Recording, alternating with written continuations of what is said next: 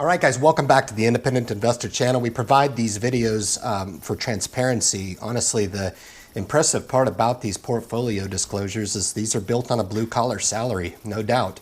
Started my dollar cost average program with 25 bucks, and now we've built that wealth up into a pretty respectable portfolio, flirting with a six-figure portfolio. So I'm proud of that. Wanted to just roll out this update for you guys. A few changes in the portfolio, as you'll see. And I plan on doing this every couple weeks to just close where we are in the portfolio, give you all the nuts and bolts. It's a full Monty portfolio disclosure for you guys. So you can see the actual ticker symbols, money amounts, share amounts, and whether or not we're up or down from an unrealized perspective in each of the holdings. So without taking up any more of your time, guys, I'm going to drop you into the portfolio review. This will be the review of self-directed Roth IRA #1. So please enjoy.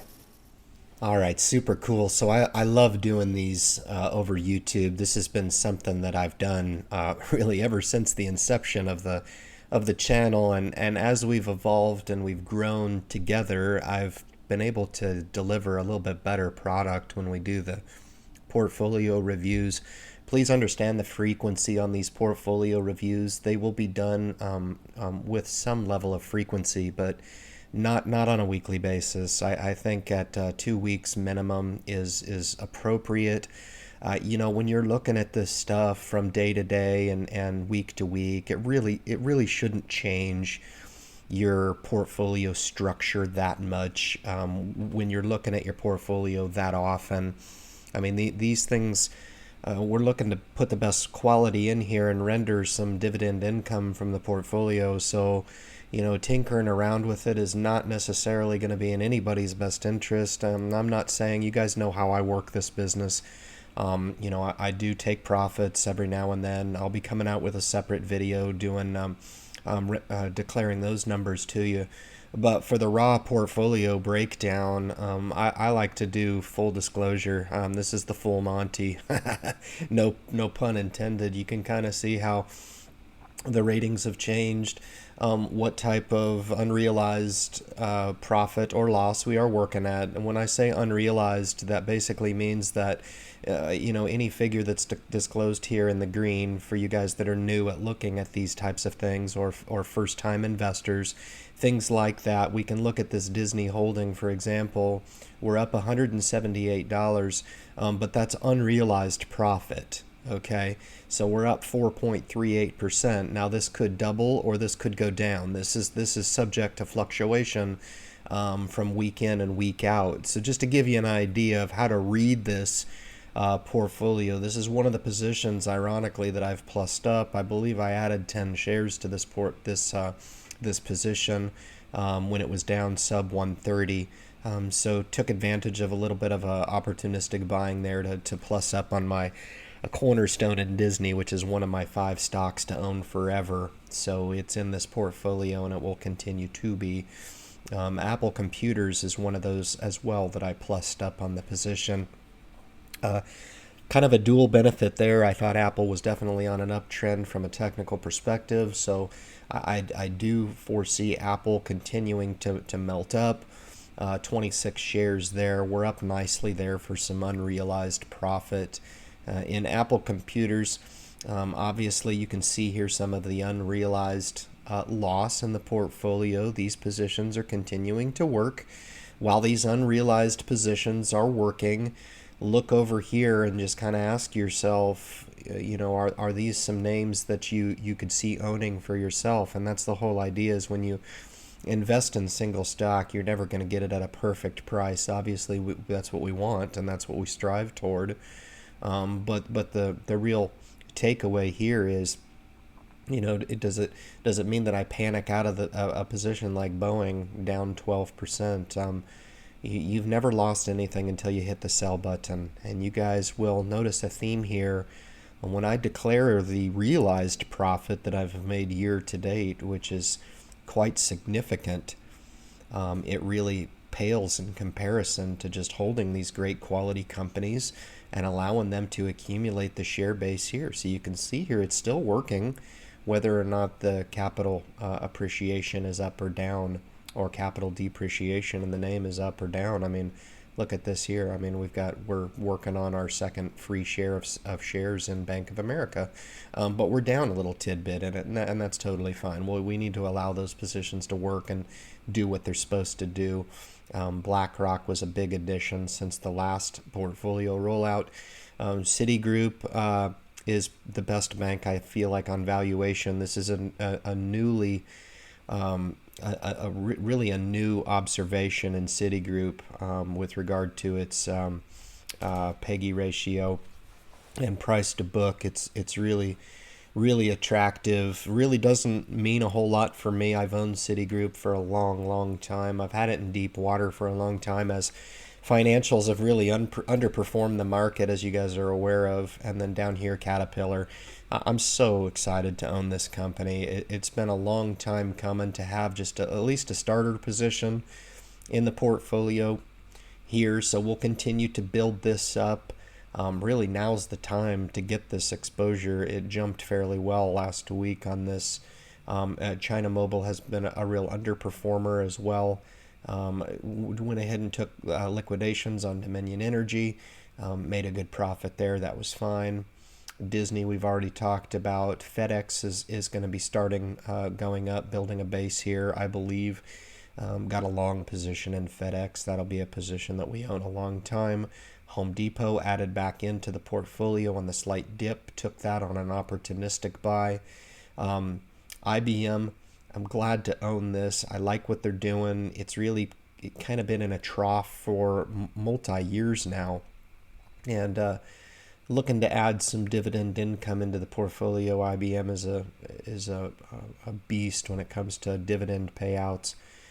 Johnson & Johnson will probably be looking to plus up this position. It has a couple other positions I'm looking at in healthcare, Bristol Myers being one, probably the only one in healthcare that I'm looking at. I would rather boost the position in Johnson & Johnson rather than take a position in Merck right here because of the valuation.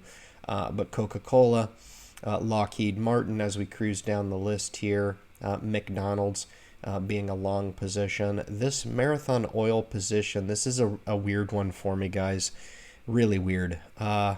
So my thought here is I've got overexposure to oil, and I don't like it. I'm not really... It's not one of those sectors that I like to be over-levered in, and right now that I am. So you can kind of see here, this might be a candidate for taking profits in, just for the sheer purpose of freeing up this capital here and reducing my exposure to oil. And it's the reason why I say it's weird is I think Marathon Petroleum goes higher from here. I really do. But I may take that liquidation this week in this particular, and you'll see that rendered on the next portfolio review. Nike rendered profits in Nike. Added the 5 shares of Northrop Grumman back into the portfolio. Kind of got into it at the wrong time, to be honest with you. It's adjusted back a touch, which is totally fine. But I just think the defense subsector of industrials is actually a pretty attractive place to be. We're in some deep water here with Royal Dutch Shell, which I'm totally fine with. This is more of a pure play on liquefied natural gas. And I'm satisfied with this. I probably, in retrospect, took too big of a position. I really shouldn't have taken such a big position in Royal Dutch Shell, but that's what we've got. And in the meantime, it's paying me just an enormous dividend. This is a real nice dividend payer here. Financials, I'm really strong in financials. I'm almost right on the nose for recommended allocation when compared to my risk tolerance. What I should have, and I'm glad to own finally the 2 biggest Canadian banks. I'm glad to own them. This one being the first one, the other one being TD. But Royal Bank of Canada is a great dividend payer. Highest rating you can earn, this A17 with regard to investment risk dividend payout, and so we got the highest rating here on some of these. United Technologies, one of the cornerstone industrials in the portfolio. This goes nowhere. This just sits here and makes me money and accumulates me. And then we get into the passive aspect of the portfolio here. the Vanguard small cap. I'm really glad to have picked this up. This will be kind of one of those base positions in the portfolio. And then you guys can see here, this was a newly added aspect to the portfolio with trying to get a starter position in European exposure. I'm satisfied with the entry that we got here on this 100 share block of the Vanguard's developed markets, which is European exposure here. Real estate's just been on fire. Can't complain about that. This helps supplement my real estate exposure without having to go and invest in the single stocks. The S&P 500, of course, this is just a starter position, no big deal. This provides me some value in actually knowing what the market's rendering, to be honest with you. I can find out in 100 different places, but it's nice to have this baseline here. This position is earmarked to where if we do get a severe reduction in the market, I can double up this position at any time that I want. So this really does demonstrate a starting position in the S&P 500, and for a lot of you guys, this right here could be your starting portfolio. It really could. I mean, if you started with $2,700, a nice starting position, look what you would have had. I haven't had this very long, but it's already starting to accumulate shares upon itself. I have all of my account set for dividend reinvestment in this portfolio. Very important aspect of this. Rendered me $91 of unrealized profit, up 3.5 bits, so we're good there. The Vanguard's utility, this may be on the chopping block as well. I think utilities are probably going to start to underperform with a little bit more risk on approach to the market toward the end of 2019. That's just my personal feeling on it. Not to be taken with any type of granularity, but that's just my impulse.